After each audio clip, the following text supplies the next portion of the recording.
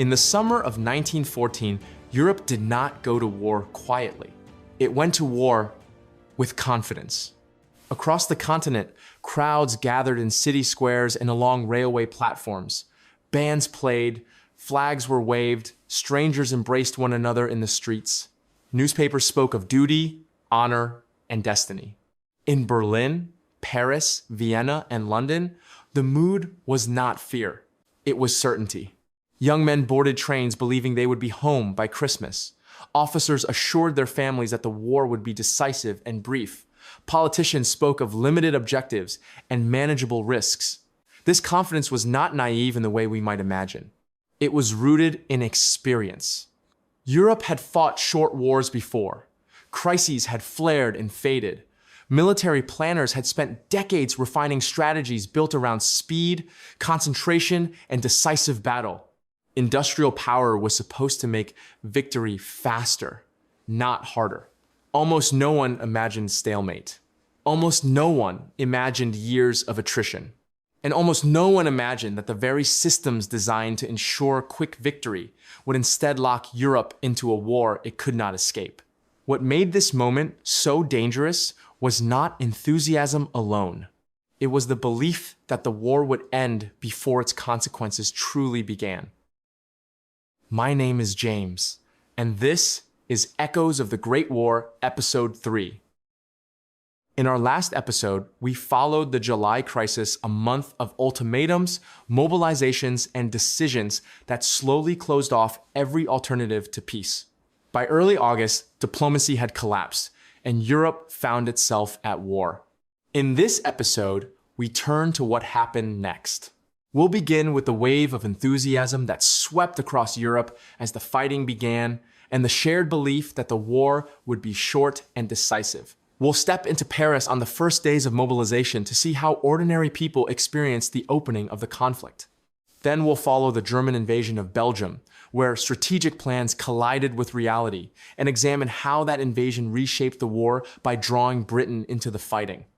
And finally, we'll look at the moment when confidence began to give way to shock, when assumptions met resistance, and when the first signs emerged that this war would not behave as expected. August 1914 did not yet reveal the full horror of World War I, but it did something just as important. It shattered illusions. And once those illusions broke, there was no easy way to put them back together. When war was declared in early August 1914, the reaction across much of Europe was not immediate dread. It was relief. For weeks, tension had built during the July crisis. Newspapers speculated, governments maneuvered, rumors spread faster than facts. When mobilization orders finally came, they brought clarity. Uncertainty gave way to action. In cities across Germany, France, Austria, Hungary, and Russia, crowds gathered almost instinctively. Railway stations became focal points filled with noise and movement. Reservists reported for duty carrying small suitcases and paper orders, often accompanied by family members who tried to mask worry behind forced smiles. The prevailing belief was simple. This war would be decisive, and it would be short. The phrase "home by Christmas" appeared in multiple countries, not as an official promise, but as a shared assumption. Military planners expected rapid offensives. Politicians spoke of limited objectives. Even skeptics believed that modern industrial power would bring quick resolution rather than prolonged suffering. This confidence had deep roots. Europe's leaders did not imagine themselves sleepwalking into disaster. They believed they were applying lessons learned from decades of planning in previous conflicts. Wars in the 19th century, from the Franco-Prussian War to colonial campaigns, had reinforced the idea that speed, concentration, and offensive spirit could determine outcomes quickly. Industrialization seemed to support this logic. Railways allowed rapid mobilization, telegraphs allowed near-instant communication, mass conscription meant armies could be assembled faster than ever before. Few stopped to ask what would happen when those same forces collided. Public enthusiasm fed into this mindset. In Germany, patriotic rallies filled city centers. Newspapers framed the war as defensive, a necessary response to encirclement and threat. In France, the declaration of war was met with solemn unity. Political divisions temporarily faded as the idea of national defense took precedence. The phrase union sacrée, sacred union, was used to describe the suspension of partisan conflict in the face of external danger. In Austria-Hungary, the mood was more complex. The empire was ethnically diverse and politically fragile, but the assassination of the Archduke had provided a rallying point. War against Serbia was framed as a matter of honor and survival. Even in Russia, where internal unrest simmered beneath the surface, mobilization was initially greeted with patriotic demonstrations. Supporting Serbia was presented as both a moral obligation and a reaffirmation of Russia's status as a great power. What's striking is not that enthusiasm existed, it's how widespread it was. This was not simply propaganda imposed from above. Many people genuinely believed in the necessity and righteousness of the war. Others accepted it as inevitable and hoped it would be brief. Few imagined that the opening weeks would determine the shape of the next 4 years. But beneath the surface optimism, cracks were already forming. Not everyone cheered. Some crowds were subdued. Some families wept openly on train platforms. In rural areas, mobilization disrupted harvests and livelihoods, introducing anxiety rather than excitement. Letters written in these early days often contain a strange mixture of pride and dread confidence, tempered by an unspoken awareness that something enormous was beginning. Even among military professionals, certainty was not universal. Some officers worried privately about logistics, about ammunition supplies, about whether rail timetables could withstand disruption. Others questioned whether offensive doctrines truly matched the realities of modern firepower. But these doubts rarely shaped public messaging. In the opening days of the war, doubt was seen as dangerous. Unity mattered more than skepticism. Confidence became a form of morale, and morale was treated as a weapon. That mindset would have consequences. The belief in a short war shaped early decisions, justified aggressive planning, and discouraged reconsideration when means failed to match expectations. It encouraged leaders to push forward rather than pause, and it reassured civilians that sacrifice would be temporary. August 1914 was not yet a time of despair. It was a time of conviction. And conviction, when built on fragile assumptions, can be just as dangerous as fear. To understand what war enthusiasm actually looked like, we need to shrink the scale, not to treaties or generals, but to a single city on a single day when the idea of war became physical. Paris, the 1st of August, 1914. Paris sits on the River Seine in northern France, its neighborhoods arranged in a rough spiral around the historic center. The government ministries cluster along the grand boulevards and near the river, while working-class districts stretch outward toward the city's edge. On an ordinary summer morning, the city would be loud and busy, streetcars rattling, cafe chairs scraping against pavement, deliveries clattering over cobblestones. But this morning has a different sound, a kind of anxious alertness, like the air has been charged. The key moment is not a cannon shot, it's paper. Mobilization orders appear across the city, posted on walls and kiosks, announced through official channels, and relayed by word of mouth. Men who have done their military service reservists are now being called back. They are instructed where to report, what to bring, and when they must leave.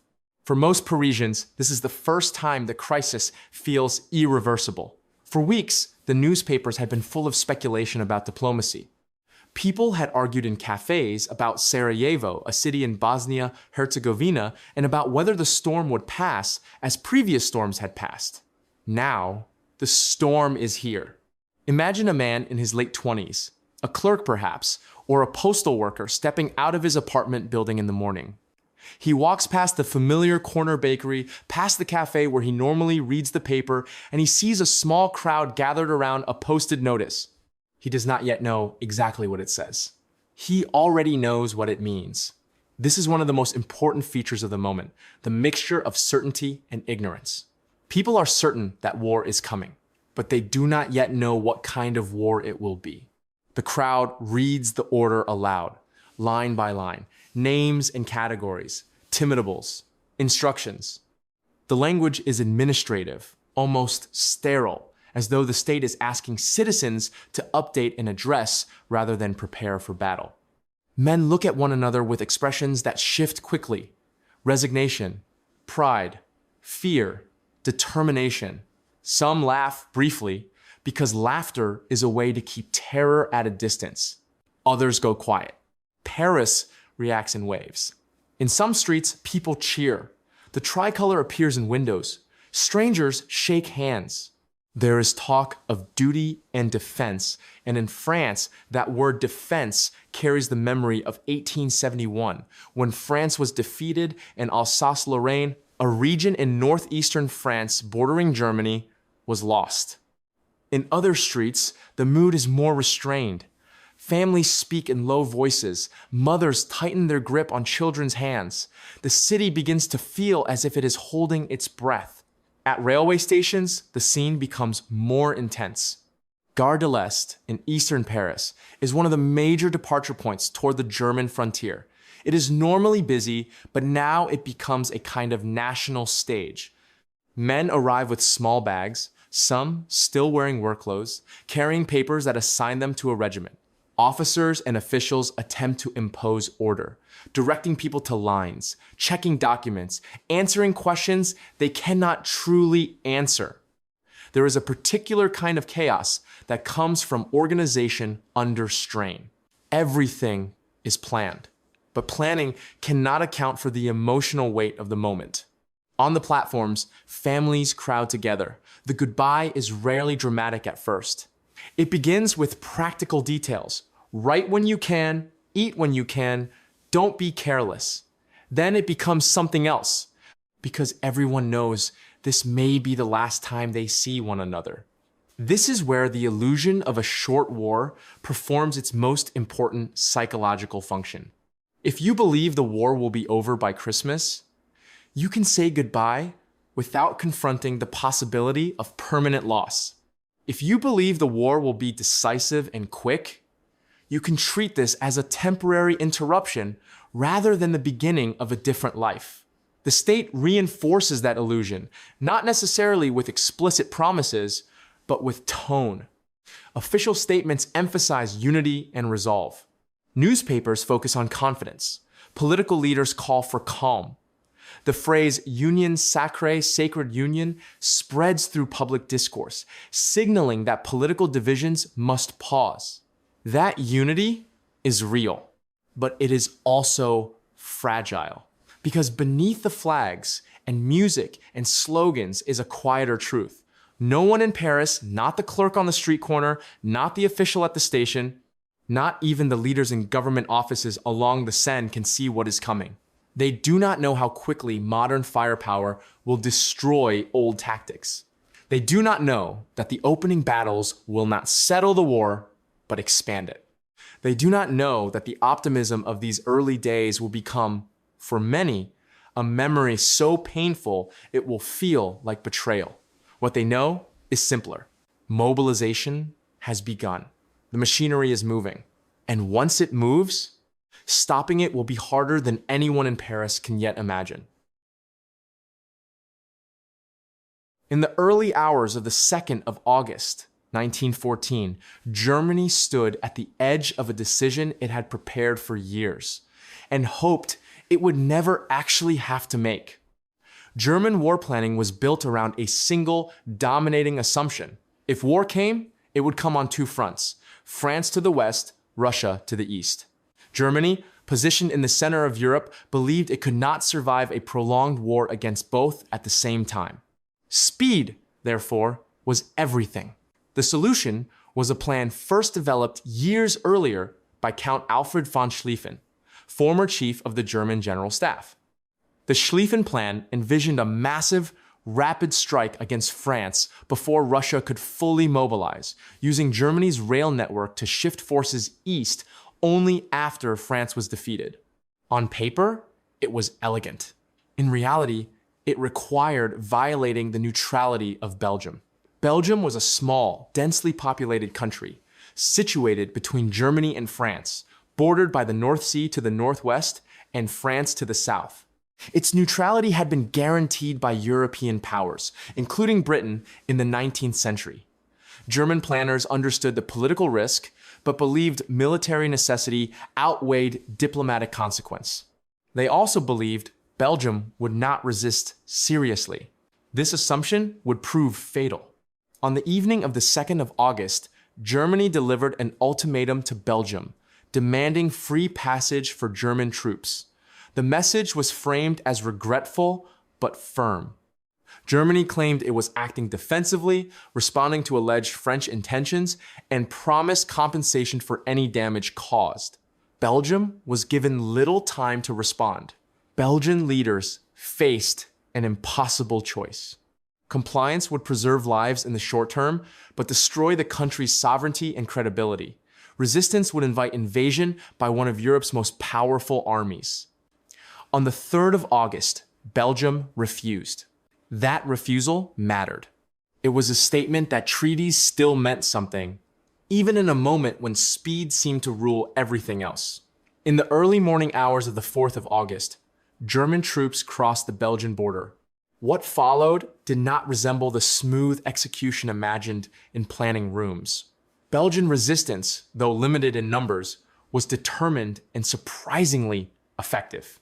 Fortified positions around cities like Liège, located in eastern Belgium near the German border, slowed the German advance. These forts were not expected to hold for long, yet they did, forcing Germany to bring up heavy artillery and delaying timetables that had been calculated down to the hour. Every delay mattered. German columns moved through towns and villages along narrow roads, constrained by geography and logistics. Railways became bottlenecks, supplies lagged behind advancing troops. Commanders, trained to value speed above all else, pressed forward aggressively even as coordination frayed. The German army was still powerful, but it was no longer moving according to plan. The invasion also produced consequences German leaders had discounted. Belgian civilians resisted in small but meaningful ways, cutting telegraph wires, guiding troops incorrectly, sabotaging infrastructure.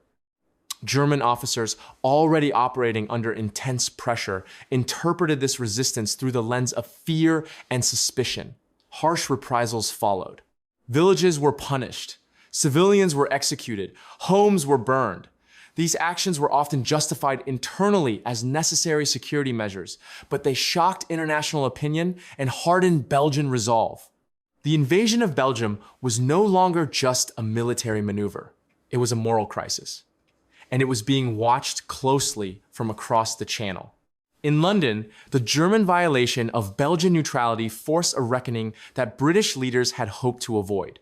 Britain had no formal obligation to defend France, but it did have a long-standing commitment to Belgium. That commitment was not merely legal. It was strategic. A German-controlled Belgian coastline would place hostile forces directly across the narrow waters of the English Channel. It would threaten British trade, naval dominance, and long-term security. On the 4th of August, 1914, Britain issued an ultimatum to Germany, demanding withdrawal from Belgium. Germany did not respond. That evening, Britain declared war. The conflict that many had imagined as continental was now global. What makes this moment so important is not just the expansion of the war, but the way it exposed the limits of pre-war thinking. German planners had believed that political consequences could be managed after military success. They had assumed that treaties would bend under pressure, that resistance would be minimal, and that speed would compensate for risk. Instead, speed magnified every mistake. The invasion of Belgium delayed German forces, unified international opinion against them, and pulled Britain into the war. It also revealed a deeper problem. Plans built on rigid assumptions leave little room for adaptation when reality offering resistance. By mid-August, the German army was still advancing. but it was doing so under growing strain. The war was already deviating from expectations. And the illusion of control, so carefully cultivated before the fighting began, was beginning to crack. To understand what the German invasion of Belgium meant in practice, we need to leave the maps behind. We need to step into a single place and stay there. Let's go to the town of Dinant. Dinant sits along the River Meuse in southern Belgium, nestled between steep hills and a narrow stretch of water. It's a town of stone buildings, churches, and narrow streets that follow the curve of the river. Before the war, it was known for metalworking and tourism, not for military significance. In August 1914, that changed. German forces moving west toward France passed through the Meuse Valley, and Dinant lay directly in their path. On the 15th of August, German troops entered the area, encountering Belgian and French forces attempting to slow the advance. The fighting was confused and chaotic. Gunfire echoed through the narrow streets. Smoke drifted between buildings. Civilians fled or hid inside their homes, unsure whether to stay put or run. For German soldiers, many of them young and inexperienced, the situation was terrifying. They had been warned repeatedly about Francs-tireurs, civilian irregulars, who, according to army doctrine, might attack from behind lines. This fear was deeply ingrained, shaped by memories of irregular warfare during earlier conflicts. The problem was that fear blurred perception. Any unexpected sound, any sudden movement, any shot whose source was unclear could be interpreted as civilian resistance. On the 23rd of August, 1914, German troops re-entered Dinant in force. What followed was not a battle in the conventional sense. It was a collapse of control. German units, convinced they were under attack by civilians, began rounding people up. Men, women, and children were forced into the streets, herded into groups, and accused of participation in resistance, whether they had done anything or not. In total, 674 civilians were executed. Homes were looted and burned. Entire sections of the town were destroyed. Among the dead were elderly residents, women, and children. From the German perspective, these actions were framed as security measures brutal, but necessary responses to irregular warfare. From the Belgian perspective, they were acts of terror inflicted without cause. What matters here is not only what happened, but why it happened. German doctrine emphasized speed, discipline, and forward momentum. There was little room for delay, hesitation, or uncertainty. When resistance was encountered or perceived, the instinct was to suppress it immediately and decisively. The environment made everything worse. The Meuse Valley amplified sound. Gunfire ricocheted between hills. Smoke reduced visibility. Orders were misheard. Units lost contact with one another. Fear spread faster than information. In this setting, restraint required clarity. And clarity was in short supply. The massacre at Dinant was not unique. Similar events occurred in other Belgian towns during the invasion. Each reinforced the belief among German troops that civilians were hostile, and each reinforced outrage abroad. News of these actions spread quickly. British newspapers seized on reports of atrocities, using them to frame the war as a moral struggle rather than a balance of power conflict. Images of burned towns and executed civilians became powerful tools in shaping public opinion. For Belgium, the invasion was no longer just a violation of neutrality. It was a trauma. For Germany, the invasion became a public relations disaster layered on top of strategic delay. The assumption that political consequences could be managed later collapsed under the weight of immediate reality. And for the wider war, Dinant revealed something fundamental. Modern war did not stay neatly confined to battlefields. Industrial armies moving at speed carried violence into civilian spaces, and once there, fear, doctrine, and misinterpretation could turn movement into massacre. This is where the illusion of a short, clean war truly began to fracture. The war was no longer just something happening over there, between uniformed men under flags. It was happening in towns, in homes, and in the lives of people who had never imagined themselves part of a battlefield. And once that line was crossed, it could not be uncrossed. Britain did not enter the war with cheering crowds or a single dramatic gesture. It entered quietly, reluctantly, and with a sense that something had gone terribly wrong. In the first days of August 1914, Britain was still officially at peace. Unlike Germany, France, or Russia, Britain had not been pulled directly into the chain of mobilizations that followed the July crisis. Its army was smaller, its political culture was deeply divided. Many leaders hoped even at the last moment that Britain could remain on the sidelines. That hope did not survive Belgium. To understand Britain's decision, we need to step inside the British government as events unfolded, not as they would later be remembered. The British cabinet in 1914 was not unified on war. Some ministers believed Britain had no obligation to intervene in a continental conflict. Others feared that war would shatter the economy, strain the empire, and provoke unrest at home. Even support for France was not automatic. Britain had no binding military alliance with France. The understandings between the two countries were informal, the product of years of diplomatic coordination rather than legal commitment. They mattered, but they did not legally compel action. Belgium was different. Belgium's neutrality had been guaranteed by Britain and other European powers in the 19th century. It was a formal commitment written into treaties and understood as a cornerstone of European stability. But even that did not make the decision easy. In the early days of August, British leaders watched the German invasion of Belgium with growing alarm. Reports arrived of border crossings, of fighting around Liège, of German columns moving west. Diplomatic cables poured into London, often incomplete, sometimes contradictory, always urgent. The key question inside the cabinet was not whether Germany had violated Belgian neutrality. That much was clear. The question was what Britain should do about it. Some ministers argued that Britain could protest diplomatically without going to war. Others worried that intervention would divide the country and provoke resistance within the empire. The Irish question loomed in the background, as Britain was already struggling with internal political crisis. Foreign Secretary Sir Edward Grey became central to these debates. Grey was not a firebrand. He was cautious, reflective, and deeply concerned about Britain's long-term position in Europe. For years, he had worked to maintain balance without binding Britain too tightly to any single power. But as reports from Belgium worsened, Grey's position hardened. For him, the issue was not only legal or moral, it was strategic. A German-controlled Belgium would place German forces directly across the English Channel. It would threaten Britain's trade routes, naval security, and ability to defend itself in the long term. Neutrality in that scenario would not preserve peace, it would postpone danger.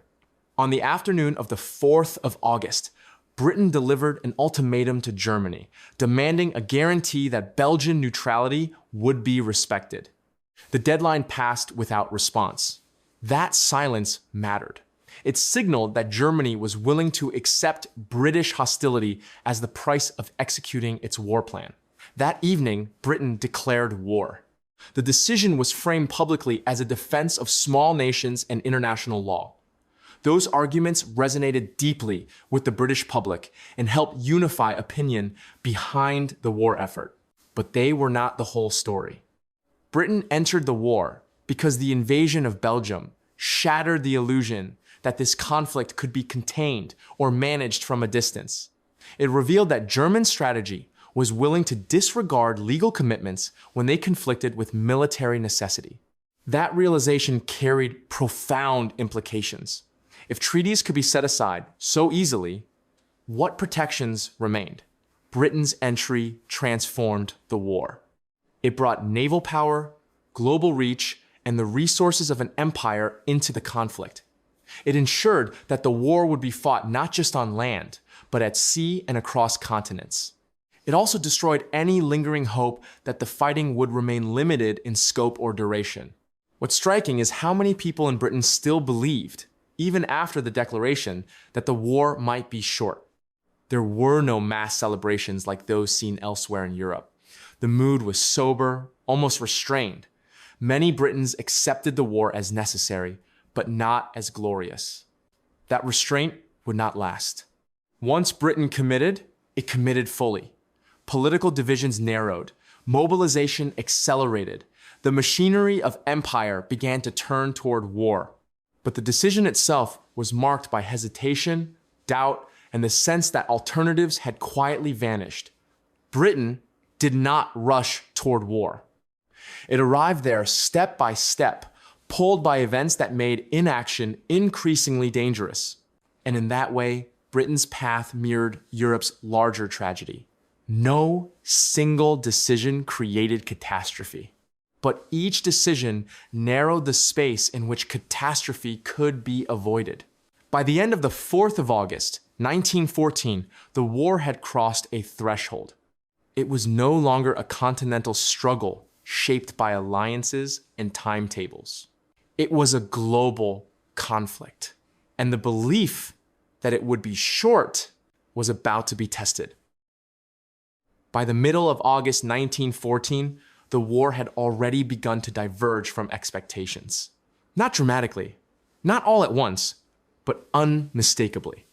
The early weeks were supposed to bring decisive battles, rapid movement, and clarity. Instead, they brought confusion, exhaustion, and a growing sense that control was slipping away. On the Western Front, German forces continued their advance through Belgium and into northern France. The movement was impressive in scale, but far slower and more chaotic than planners had anticipated. Supply lines stretched thin, units became separated. Officers struggled to maintain cohesion as men marched for days with little rest. French and British forces, meanwhile, were reeling. French war plans had emphasized aggressive offensives along the eastern frontier built around faith in morale and momentum. Those attacks met modern firepower machine guns, artillery, entrenched positions, and the results were devastating. Casualties mounted far faster than anyone had expected. British forces, small but professional, encountered the same reality. The opening clashes revealed something deeply unsettling. Bravery and discipline were no longer enough. What had been imagined as a war of movement was already showing signs of becoming something else. News traveled unevenly. Governments attempted to manage information, emphasizing victories and minimizing losses. Newspapers still spoke of progress. Official communiques remained optimistic in tone. But soldiers wrote letters, and those letters told a different story. They spoke of relentless marching, of confusion under fire, of comrades falling in numbers that defied comprehension. They described landscapes torn apart by artillery and nights spent without sleep, shelter, or certainty. For families at home, these letters arrived alongside reassuring headlines, creating a dissonance that was hard to reconcile. The illusion of a short war did not collapse immediately. It eroded. In Paris, London, Berlin, and Vienna, people began to notice absences. Shops closed, trams ran less frequently, casualty lists grew longer, hospitals filled quietly. What shocked many was not simply the scale of loss, it was the speed. Entire units were being shattered in days. Officers who had assured their men of swift victory were dead or wounded. Plans that looked precise on paper proved fragile under fire. Military leaders, too, were unsettled. They had expected friction, but not this degree of resistance.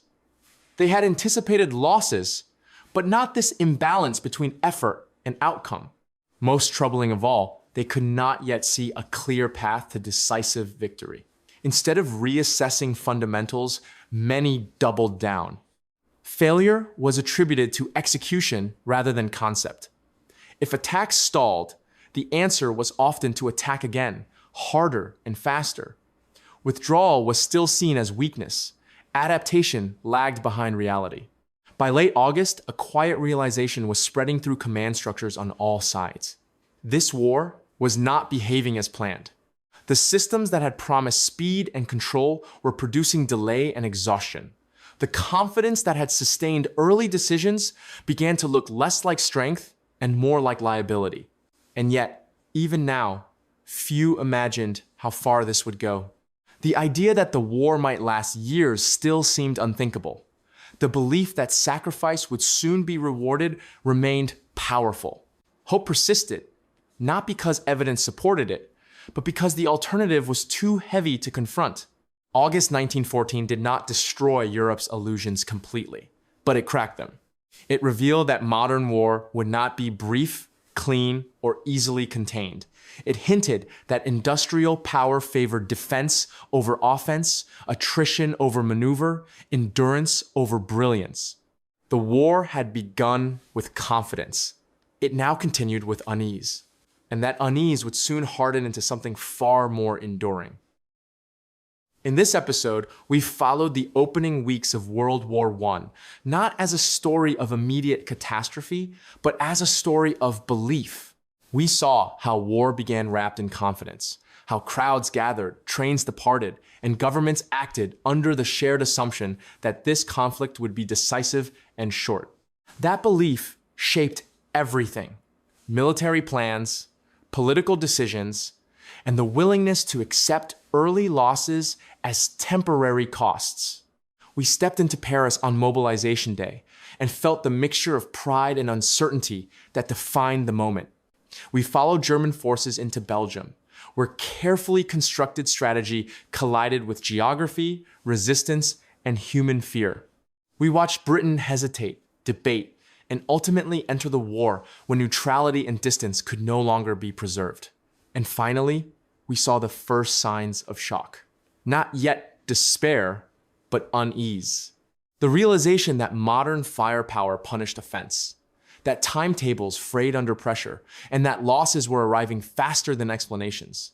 Letters from the front began to contradict official optimism. Confidence became harder to sustain. What makes August 1914 so important is not that it revealed the full horror of the war.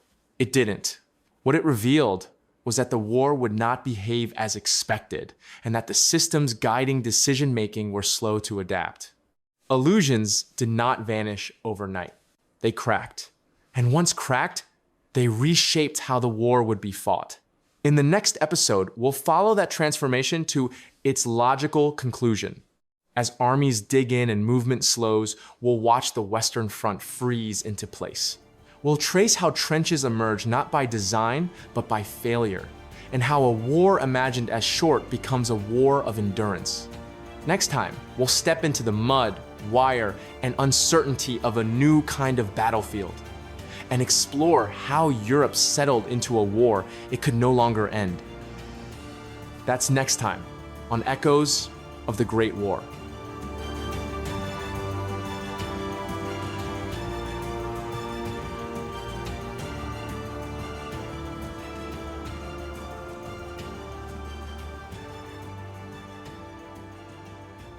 Thank you for listening to Echoes of the Great War. If you'd like to learn more about the Great War, we recommend reading The Sleepwalkers by Christopher Clark and The First World War by Hugh Strachan. If you're enjoying the podcast, please leave a comment and share us with others.